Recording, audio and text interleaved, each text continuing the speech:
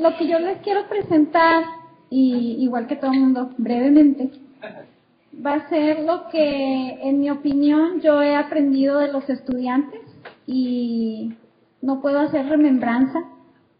Lo único que yo diría es que sí soy una maestra que viene de afuera, de otra área de la antropología social. Y entonces que era obvio que a mí me tocaba aprender, no había que hacer mucha reflexión, ¿verdad? Así para permanecer, pues tenía que empezar por aprender.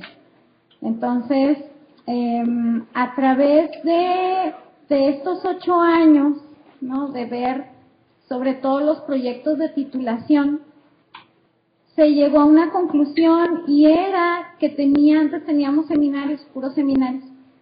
Y en los seminarios lo que pasaba es que era como el punto en donde se atoraban los estudiantes. O sea, cuando llegaban al punto de empezar los seminarios, teníamos una gran deserción y también teníamos como un estancamiento, ¿no? O sea, ahí permanecían por mucho tiempo. De aquí que como academia llegamos a la conclusión que teníamos que partir o fracturar casi la carrera poniendo algunas clases intermedias, una haciéndola de metodología.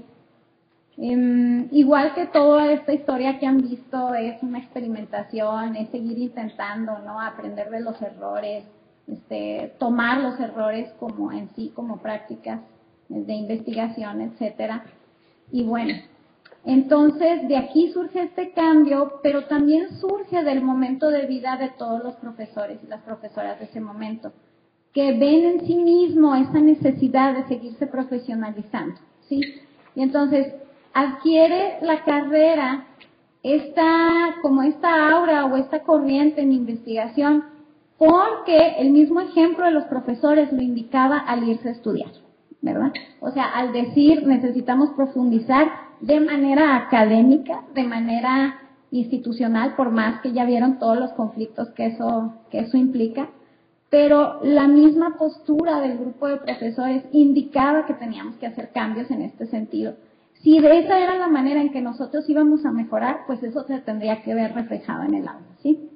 Entonces, bueno, el proyecto con el que nosotros como profesores de tiempo completo, cuando nos ingresamos ya a la facultad, tenemos que presentar una investigación de 2 años.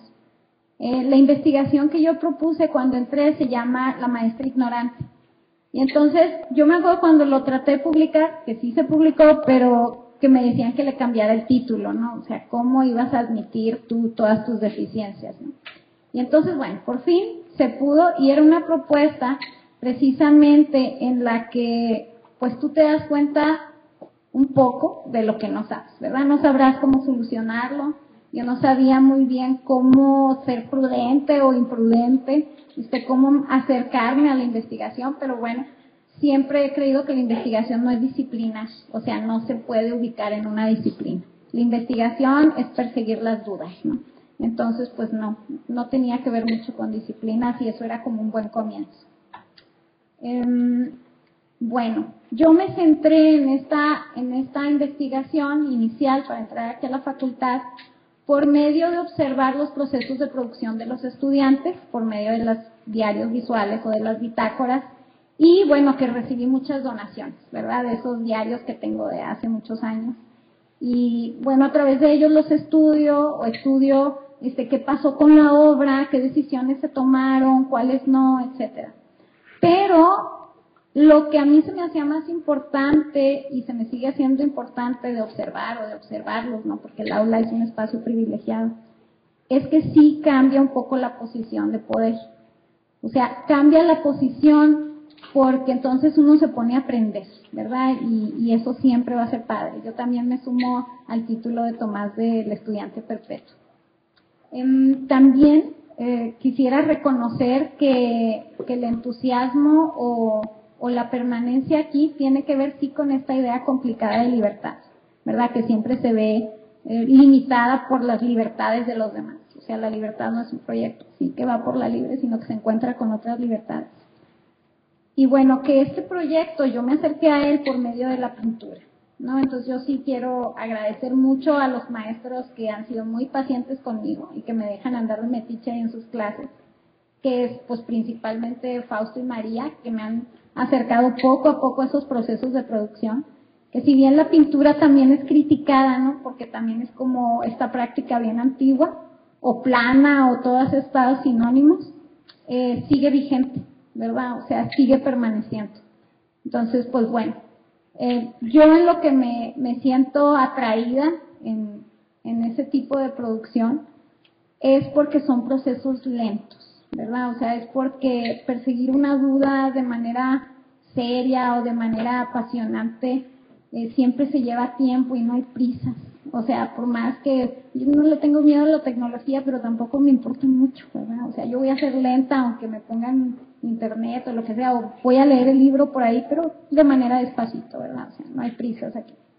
Entonces, bueno, los puntos que voy a tratar con ustedes ahorita son emanados de ese acercamiento a la pintura, pero cómo yo los llevo a la investigación que yo realizo con niños deportados, ¿verdad? Que es como mi enfoque en términos de investigación. O sea, cómo esas prácticas de la pintura y de la investigación tienen que también ver con la vida, ¿no? Con la comunidad más allá de la universidad. Entonces, ¿qué ofrece el arte? O sea, no en términos de una lucha, sino qué es obvio que ofrece para acercarnos a la comunidad y a estos otros grupos complejos. En un segundo momento voy a discutir brevemente cómo estos procedimientos dan pie para empezar a pensar ya en una metodología visual, pero siendo muy concretos que parte de una postura así apenas, ¿verdad? De un acercamiento, no entre la antropología en general, sino entre la antropología social aplicada, ¿verdad? En la que sí, bueno, yo siento que lo que ofrece es que sí se puede cambiar algo por medio de la acción concreta y de la pintura. Por último, bueno, voy a exponer cómo nosotros, a pesar de que hablamos de interdisciplina y multidisciplina, también somos puristas porque a la hora de acercarse nos da miedo. Entonces, ¿cómo separamos, verdad? Queremos unir, pero no mucho. Y ¿cuáles serían las ventajas de hacer una unión pero cautelosa? Sabiendo que queremos incluir de otras disciplinas o de la nuestra propia o de nuestras prácticas, por no decirle la palabra, porque da miedo. Y ¿qué no se puede unir? Okay. Bueno. Entonces ya esto me lo salto porque es lo que explicaba, esta relación entre antropología y pintura, entre antropología y arte, pero como espejos, ¿no? Para verse. ¿Qué significa investigar? Una duda que yo comparto con ustedes en clases de metodología, en los seminarios de titulación, y que es mi preocupación constante, es que a veces nosotros, a la hora de investigar, asumimos que porque yo platiqué con 3 chícharos, 3 personas, pero eran bien humildes de la maquiladora. Entonces ya mi obra es de conciencia social. Y de igual manera, yo por utilizar, ¿verdad? Pinceles y pinturas, pienso que automáticamente mi investigación va a tener tintes visuales, ¿verdad? Va a tener un tipo de reflexión visual, y no es así. O sea, no se vale nada más agarrar esas herramientas de manera irreflexiva, porque entonces eso se produce, algo irreflexivo, ¿sí? Entonces, bueno, es como la yugular un poco en cuando nosotros nos metemos en otras áreas, pero sin adaptarlas, ¿no? Esta investigación que viene de la observación de los diarios de campo, y que yo me la llevo, ¿verdad?, a los albergues con los niños, y no quiero sonar romántica, ay, qué linda, trabaja con niños. No, estos niños no tienen nada de romántico, son más adultos que todos nosotros. Administran su dinero, cruzan de un país a otro, no piden permiso, tienen mucha palabra en sus familias, mucho más que nosotros ante nuestras propias autoridades, que son los padres, ¿no? Pues bueno, no quiero ir por ahí como escudarme en que, ay, trabajo con ellos. Entonces, bueno, en esta investigación tiene que ver con la producción visual y textual, ¿no? De la parte de la antropología, pues es el método etnográfico que tiene que ver con la observación, pero que tiene este contenido de descripción densa. Entonces, describir es para poder ver. O sea, la etnografía es poder dudar de tu propia mirada y ver lo mismo 1000 veces hasta que tú solo puedas descubrir todos esos escondites que tienes en tu mirada. Tiene que ver también con estar cara a cara para que sea posible. O sea, un estudio etnográfico tiene que ver con enfrentarte corporalmente con el otro. Por parte del arte, esto se sitúa no en términos de un método, pero sí de un reconocimiento al proceso de producción, ¿verdad? Y este proceso tiene que ver con pensar y conceptualizar. Y esto no es otra cosa que una experiencia personal, ¿verdad? O sea, estar pensando y adentrarse a experiencias con la otredad, pero que es uno mismo, ¿sí? Y entonces, bueno, de parte de la antropología tenemos el diario, la observación, que es uno es parte de esa observación y es sobre los otros. Por parte del arte tenemos que hay estas bitácoras donde hay una construcción conceptual y hay una reflexión gracias al otro. O sea, la obra tiene que salir, ¿verdad? Tiene que ser vista para que pueda producir ese diario. Por lo tanto, la etnografía a través de los diarios nos quiere narrar visualmente algo, meternos a un espacio. Y por parte del arte, la imagen es la que nos narra, sí, es la que nos cuenta. Los diarios, ustedes pueden ver, o su práctica de producción como estudiantes, que cuando uno dice, por ejemplo, a mí es muy interesante, cuando uno dice, tráete esa idea, tráete un boceto, los estudiantes te entregan o una imagen trabajada o una descripción en texto. O sea, tú cuando dices boceto, no sabes muy bien qué vas a recibir, ¿verdad? O hay, como en este ejemplo, un boceto, una imagen trabajada, pero siempre hay como estas explicaciones en texto, ¿verdad? Entonces aquí les pongo lo que recibí y luego la imagen final, ¿no? En los diarios los estudiantes, yo no puedo decir que hacen diarios así tipo de la antropología, pero tampoco bitácoras. O sea, en términos de investigación están haciendo unas adaptaciones y una mezcla de lo más interesante. O sea, por ejemplo, vemos diarios que están intervenidos, que construyen desde la misma hoja, que no quieren ya comprar el cuaderno, mejor lo hacen, etcétera, ¿no? O sea, que lo intervienen de una manera bastante armónica, ¿no? O sea, aquí hay unas imágenes, el anterior era de Brenda Ceniceros, este es de Diana Avilés, si no me mal recuerdo, Luis Enrique, se me va el nombre, ¿verdad? Pero como, o sea, por ejemplo, en esta narración, él está explicando estos contrastes de color, o sea, cómo usa el espacio positivo, etcétera, a través de lo que ve, y luego cómo lo va a adaptar para su propia cosecha, ¿no? O sea, entonces el diario aquí es una manera, es como un archivo, pero también es un archivo de lo que el estudiante ve en otros estudiantes, ¿sí? O sea, de cómo se da precisamente ese aprendizaje colectivo que no se puede asumir nomás, sí se da, no se da, no, o sea, se da y hay que irlo documentando para aprender, ¿no? Para aprender cómo se van haciendo esas relaciones. Yo le comentaba a un estudiante hoy en la mañana, en la clase de la mañana, que lo más padre de un diario es abrir lo del final. O sea, no ir viendo sus entradas y lo que observa, sino empezar por irse mero atrás y ver esos recaditos que ponen ahí.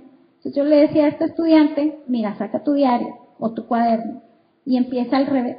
Y tú vas a ver ahí notas, tú vas a ver ahí recados, tú vas a ver direcciones, tú vas a ver teléfonos. De hecho, es muy padre cuando te lo entregan y dicen, espérame, y luego a quitar cosas. O sea, hay cosas que quiero guardar. Entonces, todo ese proceso de préstame el diario, ¿no? Ha sido una experiencia así, corporal y de poner cosas y de no poner y déjame le borro. Muy, muy interesante. Este es de Mirna Gurrola y bueno, una imagen que ustedes han visto, ¿no? Ya trabajada en Juárez y retrabajada en otros lados, etcétera. Entonces hay diarios que son, como pueden ver, muy estructurados, otros que no. Yo también he ido aprendiendo a quebrar mis propias cajas, ¿verdad? De esto, de cómo se toman las notas, hasta que alguien llega con una propuesta y pues adelante, ¿no? Pero hay que aprender de estos diarios. Luego tenemos unos bocetos maravillosos en algunos diarios, ¿verdad? Que se convierten en piezas, que son reflexiones de color, pero que puedes escuchar ahí la voz del estudiante. Lo que cuando te lo entrega aparte le agrega, ¿no? ¿no? En esa conversación cara a cara le agrega otro tipo de inquietudes. Esta es la experiencia de investigación, o sea, es una experiencia de colaboración. Este es un estudiante que desgraciadamente ya no está con nosotros, no está viva, ya no está aquí en la escuela, ya no está, pero bueno.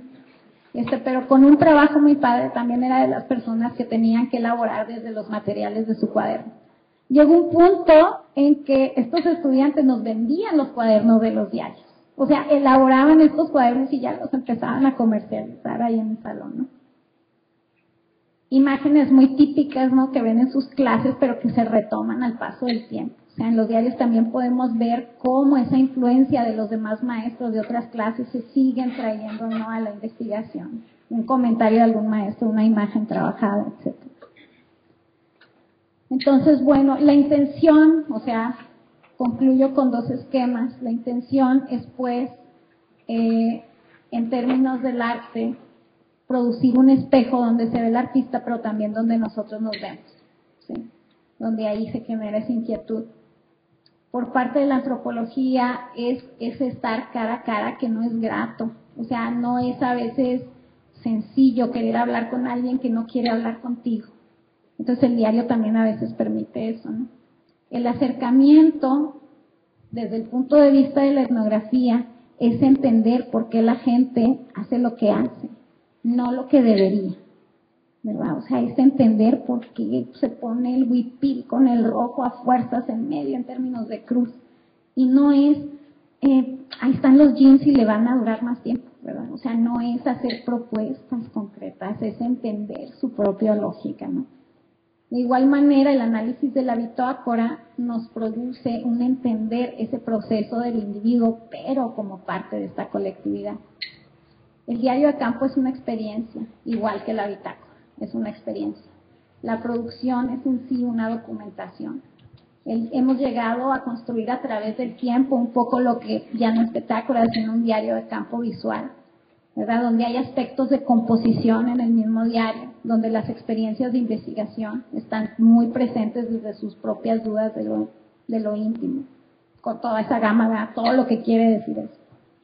Y bueno, con un énfasis en la toma de decisiones de los cambios, o sea, donde nosotros podemos ver cómo el estudiante a través de su propia experiencia va cambiando sus decisiones de color, de forma, de tamaño, etcétera. Lo que nos ofrece el arte, ¿verdad? Aquí por separado el esquema, es varios elementos para llegar a una interpretación, ¿verdad? Haciendo la interpretación un diálogo, no nada más recuperando al artista, sino lo que nos propone como un diálogo. Y bueno, en términos de la antropología, lo que se nos proponen son resultados concretos porque nos referimos a grupos sobre los que hay que hacer algo urgentemente. La reflexión, por lo tanto, en ambos casos es esta construcción de narrativas, porque no las entendemos, ¿verdad? Entonces ahorita estamos dedicados a entender eso, a poder escuchar.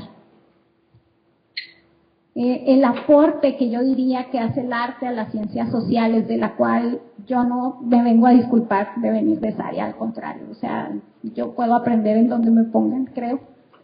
Pero los aportes sí son entender los silencios y los tiempos, por ejemplo. O sea, la idea de silencio, la idea de intimidad, la idea de que a veces hay que callarse, ¿verdad? Es muy importante. Los aspectos lúdicos que implican hacer con el otro. O sea, no es dejarle el pincel ahí, es pintar, ¿verdad? Hay una relación muy diferente con la persona cuando un estudiante o un niño en un albergue te ve pintar en vez de dirigido, ¿verdad? En vez de que sea un acto dirigido.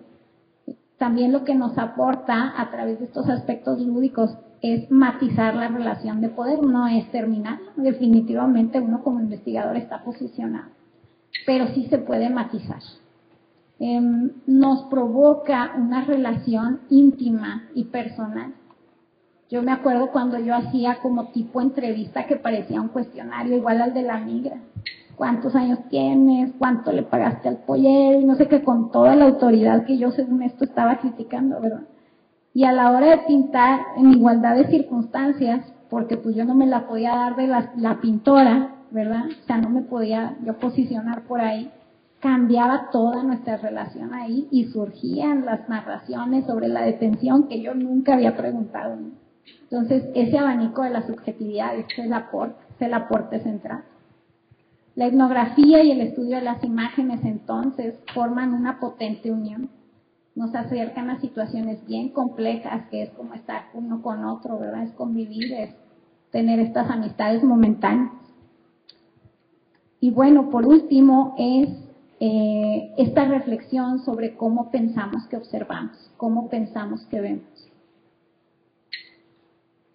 En términos de discusión, yo diría que aquí creo que hay, no sé, no puedo hablar por los demás, pero un acuerdo en que no se puede generalizar.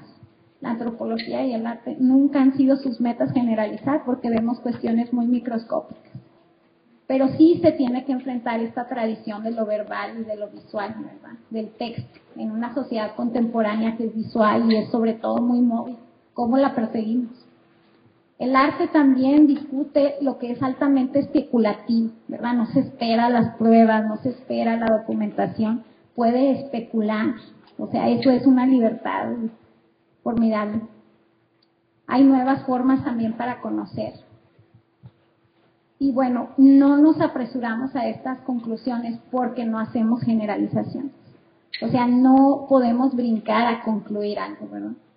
Todo esto centrado en dos aspectos, tanto para la antropología como para el arte, o para la antropología social, que tiene que ver con este enfrentamiento con el otro corporalmente, y de la pintura, que es un enfrentamiento consigo mismo, sobre la experiencia, ¿no? La experiencia de aprender. Entonces yo quisiera terminar enseñándole algunas imágenes que yo puedo seguir viendo y no las entiendo del todo. Cuando a mí me entregan esta imagen que trabajaba con niños deportados, pero nunca les pedí hablar o pintar de la migra ni nada, pero es obvio, ¿verdad? Es su entorno, de su día a día, etcétera. Cuando entregan esta imagen yo no sabía cómo ponerla, o sea, cómo ubicarla, si ponía a los niños arriba, si ponía a la migra abajo, etcétera. Entonces también, o sea, es un movimiento geográfico, es un movimiento de ideas, es un movimiento de color, pero la intención sí estaba muy clara, ¿verdad? La intención está muy clara ahí. Después también empezaba a ver algo que me hicieron reflexionar, que era una obviedad cuestionable, y era que siempre poníamos Estados Unidos arriba. Algo tan sencillo como es, ¿por qué arriba? Porque siempre está arriba, ¿no? Y luego, cómo había todo este conocimiento del espacio, como por dónde irte, dónde está el punto de vigilancia, etcétera. Y por último, esta visión horizontal, pero que tiene que ver con una geografía muy amplia, en donde se empiezan a combinar por niveles diferentes territorios. O sea, por ejemplo, aquí yo no sé si es por donde se cruzó, ahí hay como una gasolinera que dice Pemex. Y entonces empiezan a combinar los espacios conocidos de donde son, con los espacios por donde pasan, por los espacios imaginados que son a los que van. Y entonces, para entender esto, pues yo tengo que someterme a geografías simbólicas que tienen que ver más con cuestiones de territorio y cuerpo, o el cuerpo como territorio, que es una discusión más en términos de arte, ¿no? Desde lo sensible. Entonces, bueno, yo concluiría con que esto es lo que yo he aprendido de ustedes, los estudiantes, y de los niños que se atreven a pintar lo que les pasa. Muchas gracias.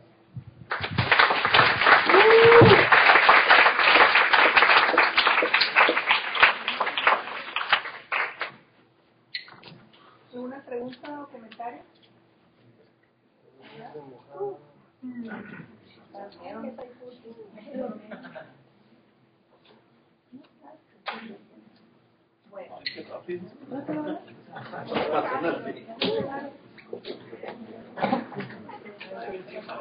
Bueno, continuamos con Fausto María.